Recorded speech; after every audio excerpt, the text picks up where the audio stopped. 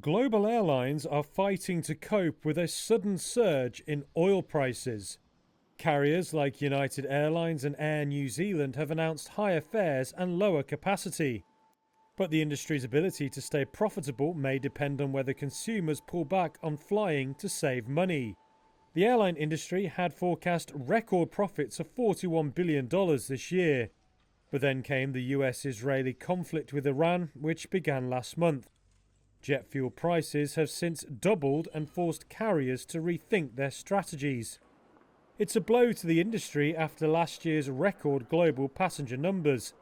They'd reached about 9% above pre-pandemic levels despite supply chain challenges. Those factors had held back capacity growth and given airlines strong pricing power as they filled more seats on each plane.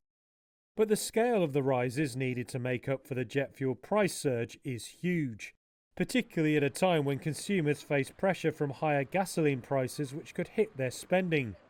One analyst argued the only way to get prices up is to lower capacity. United Airlines CEO Scott Kirby told ABC News last week fares would need to rise 20% for the airline to cover the higher fuel costs. Hong Kong's Cathay Pacific has lifted fuel surcharges twice in the last month.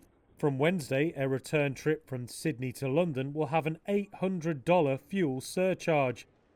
Analysts believe low-cost carriers could struggle the most. Their passengers are more price-sensitive than the corporate and wealthy consumers who have been targeted by premium rivals like Delta and United Airlines. The Middle East conflict is the fourth oil shock for the airline industry since the turn of the century, though it's the first where some carriers have spoken of concern about securing physical supplies of fuel due to the effective Strait of Hormuz closure. One leading analyst has argued the current oil shock is expected to widen the gap between financially strong and weaker airlines. They believe carriers with strong balance sheets, pricing power and reliable access to capital are better positioned to deal with ongoing pressures. And they argue airlines with low profitability and limited funding options may face more financial stress.